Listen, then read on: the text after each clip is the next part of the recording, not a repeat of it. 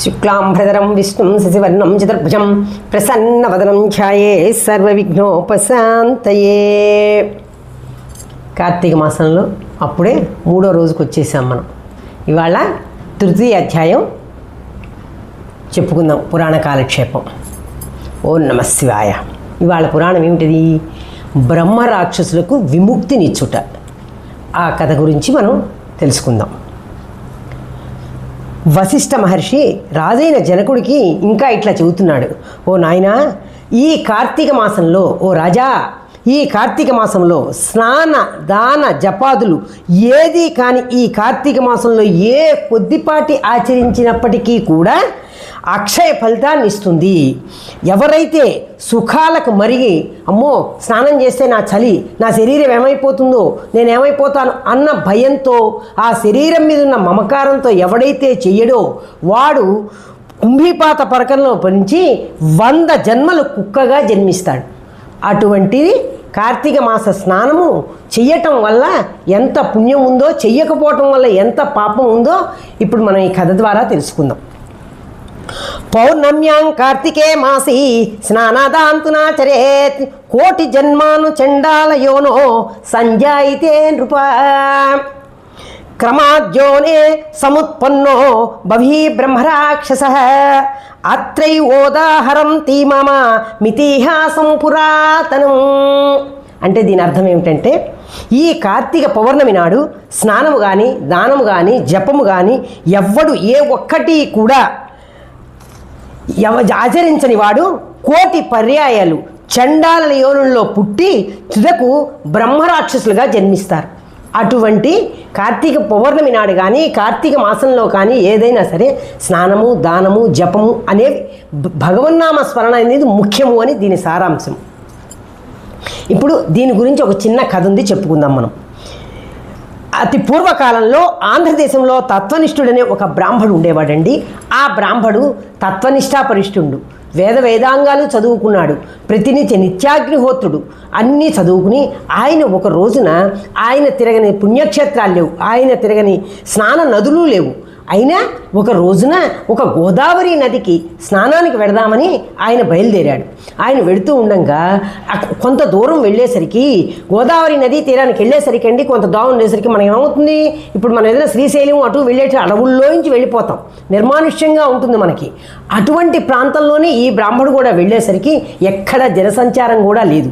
ఏమిటి, ఎక్కడ జనసంచారం కూడా లేదు, ఇక్కడ గోదావరి ఉంది, స్నానం చేస్తారే అని ఆయన మనసులో అనుకుంటూ ఉంటుండగానే అల్లంత దూరాన ఒక పెద్ద రావి చెట్టు కనపడింది. ఆ రావి చెట్టు మీద 3 బ్రహ్మరాక్షసులు కూర్చుని ఉన్నారు. ఎలా ఉన్నారు వాళ్ళు? పెద్ద ఎర్రగా కళ్ళు, వాళ్ళు పుర్రెలు మెళ్ళో వేసుకుని ఒకడు, జుట్టంతా ఇనప మేకులల్లే చువ్వలల్లే నిక్కపొడుచుకున్నవాడు ఒకడు, బక్క చిక్కిపోయి అస్థిపంజరం వల్లే చూడటానికే భయానకంగా ఉన్నారు.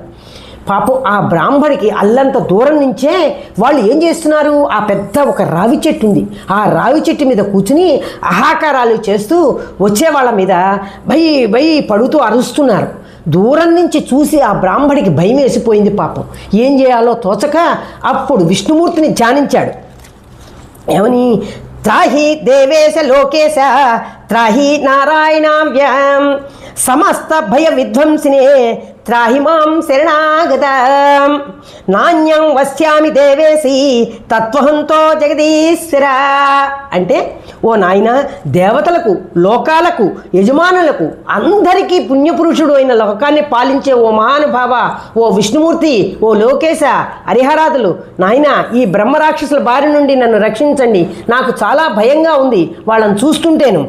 నేను ఏ పాపం ఎరగను, నాకెవ్వరూ దిక్కు లేదు, నువ్వే దిక్కు, అన్యథా శరణన్నాస్తి త్వమేవ శరణం మమ, నువ్వు తప్ప నాకు దిక్కు లేదు నాయన అని వేడుకుంటూ ఉండేసరికి ఎప్పుడైతే ఆ బ్రాహ్మణుడు, వీళ్ళు ఏం చేశారు, ఆ రావి చెట్టు మించి దూకి ఈయన వెంటపడ్డారు.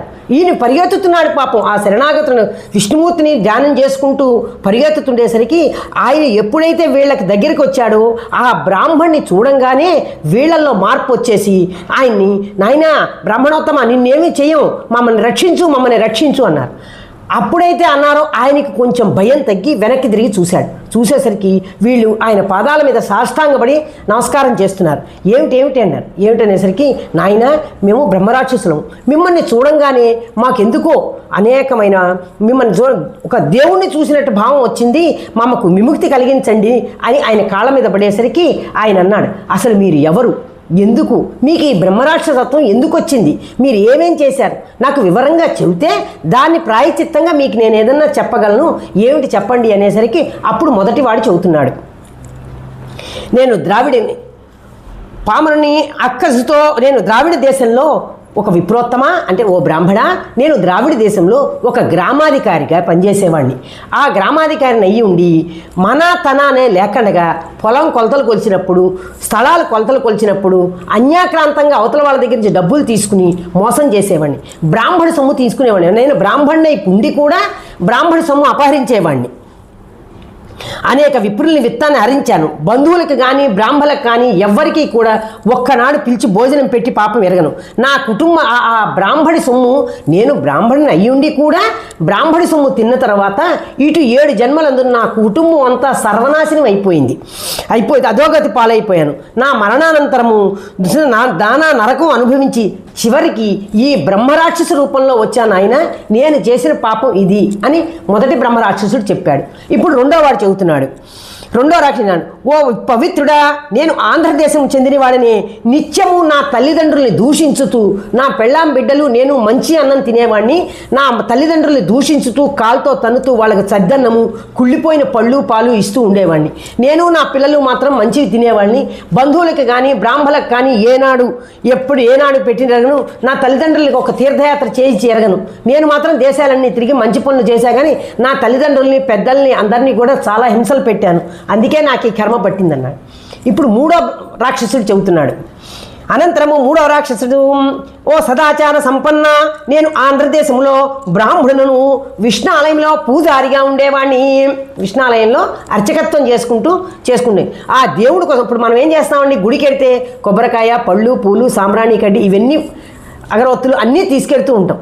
అవన్నీ వాడు ఏం చేసేవాడు, దేవుడికి కొట్టకండగా పక్కన పెట్టి ఆయన ఒక వ్యభిచారిగా ఉంచుకుని వేసకి అవన్నీ ఆ వేసకి ఇస్తూ ఉండేవాడు.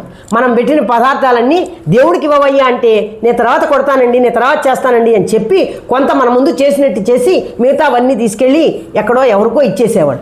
అది ఆ కర్మ మూలంగా నాకు ఈ కర్మ పట్టింది. ఎలా చేశాను, ఆ విచక్షణాన్ని ప్రవర్తించేవాడిని. ఆ గుళ్ళోకి వచ్చిన వాళ్ళని కూడా చిన్న పెద్ద లేకుండా దూషించేవాడిని. దాని ఫలితంగా నరకం అనుభవించి అనంతరము భూమి యందు నానా విధీన యోనుల్లో జన్మించి నానా జన్మలు ఎత్తి కటబడిని బ్రహ్మరాక్షసిగా పరిగణించాను. స్వామి, ఓ దయామయ, నాకు ఈ పాపం చేశానే కాబట్టి మా ముగ్గురికి కూడా ఉత్తమ గతులు ఏదన్నా ఉంటే చెప్పండి స్వామి అని చెప్పి ఆ బ్రాహ్మడి కాళ్ళ మీద పడేసరికి ఆయన అప్పుడు చెప్పాడనమాట. ఏమని, ఓ పిచ్చి మొహాల్లారా, ఇట్లా చేసుకున్నారా నాయన, సరే మీరు బాధపడమోకండి, నేను చెబుతున్నా మీకు వినండి అని చెప్పి ముందు మీరేం చేస్తారు, ఆ దగ్గర గోదావరి నది ఉంది, పదండి అక్కడికి స్నానం చేయిస్తాను అని చెప్పి ఒక్కొక్కడిని తీసుకెళ్ళి సంకల్పం చెప్పి వాళ్ళ గోత్రనామాలతో ముందు ఒక్కొక్కళ్ళకి ముందు ఆయన చేశాడు స్నానం. ఆయన సంకల్పం చెప్పుకుని ఆయన స్నానం చేసి ఆయన ఒడ్డు మీదకి వచ్చి ఈ ముగ్గురు బ్రహ్మరాక్షసులతో గోదావరి స్నానం చేయించాడు.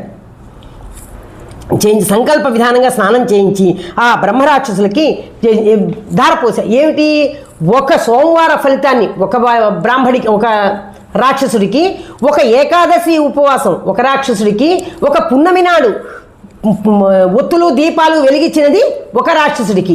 అట్లా నేను చేసిన ఈ 3 మీ ముగ్గురికి ధారపోస్తున్నాను కాబట్టి మీరు మామూలు జన్మెత్తి మామూలుగా ఇహ నుంచి ఇట్లాంటి పనులు చేయమోకండి నాయన, చేస్తే ఇట్లాగే ఉంటుంది మీకు అని చెప్పి అవి ధారపోసి వాళ్ళకి సద్గతినిచ్చారు. అప్పుడు వాళ్ళు ఎంతో సంతోషించి, మహానుభావ మీరు రాబట్టి మిమ్మల్ని చూడబట్టి మాకు ఈ బ్రహ్మరాక్షసత్వం పోయి మామూలు జన్మెత్తాము అని చెప్పి మీకు ఎంతో రుణపడి ఉంటామని చెప్పి వాళ్ళు పుష్పక విమానం ఎక్కి దర్జాగా వెళ్ళిపోయారు.